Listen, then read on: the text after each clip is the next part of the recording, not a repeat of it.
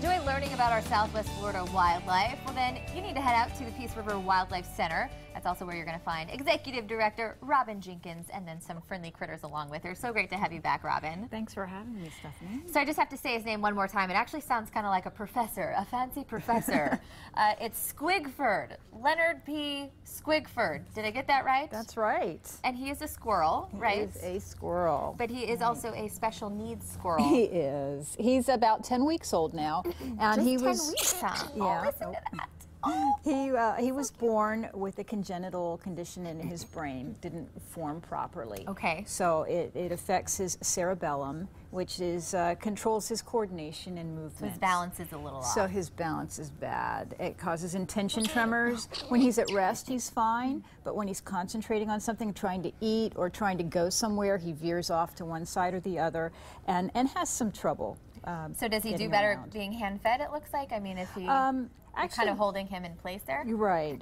He does better if he's you know, got some pressure on either side of him. So when he's in his cage, he'll lie down on his side to eat, or he'll crawl. He has a little stuffed panda bear, and he'll crawl under that, so it gives him some pressure to help with the intention tremors that he gets. Now, was he born with you guys, or where did he came? He was found on the ground after he'd come out of his nest, which is fairly common with little you know, squirrels. You get a lot of critters that way, right? We do. And the issue that he had wasn't noticeable right away, because as he was nursing, he seemed perfectly fine. Yeah. But when he got a little bit older and started walking, we realized that he had a problem. Can you put him down and see? Because you can. Yeah. So that's just kind of what. So you knew instantly something was wrong. Right. With him He can't walk well.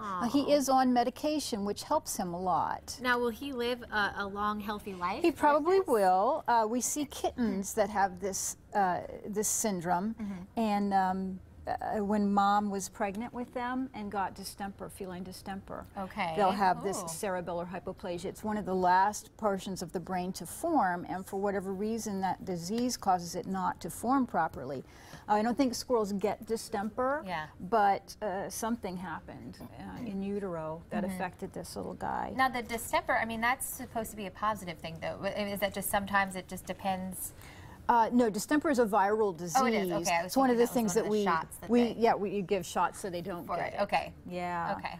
But kittens that have this, as long as their owners can take care of them properly, just takes a little extra patience. And you know, we've tried different things with him, and now we know the best way for him. Walnut there? It's a little walnut. Oh no, he's clean himself. He's making the cutest little sounds. I don't know if anybody can hear it, but he just kind of like these little chirps. But Squigford here, Mr. Fancy Squigford, is just one of the many animals that you can see when you come out to the Peace River Wildlife Center. For anyone who hasn't been out there, Robin, kind of give them a background on what they can expect. Okay, well, we are a wildlife rehabilitation facility. We take care of injured and orphaned wildlife with the goal of getting them back out into the wild. Is that a different one? No, that's another little baby squirrel being fed.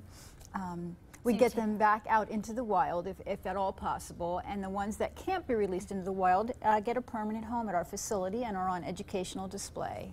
And you guys are always looking for volunteers, so again, if you're coming out just to see the animals, you might be able to get a little more involved with hands-on. You actually started out as a volunteer, right? I did. I started out volunteering, cleaning cages one day a week. And look at me now. And you're the executive director. Explain the need, though, because I know you really depend on the community and the community's help to take care of these little critters. We have 9 paid employees. 3 of them are full-time. Most of them are part-time, only 1 day a week, couple hours a week. Everything else is done there by volunteers.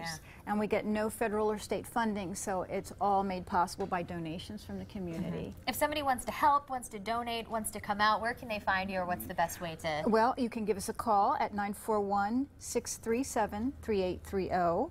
And you can also go on our website, peaceriverwildlifecenter.com, and we've got wish lists on there of items that we need.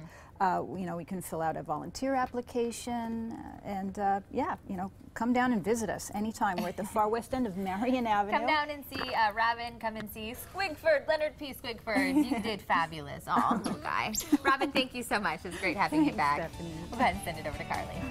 What a great name. I love it. All right, up next, we call in the Masters to help pull off an incredible New Year's Eve party. Celebrity chef and Season 1 winner of Master Chef will be joining us after the break. But first, your Fox forecast, the news headlines.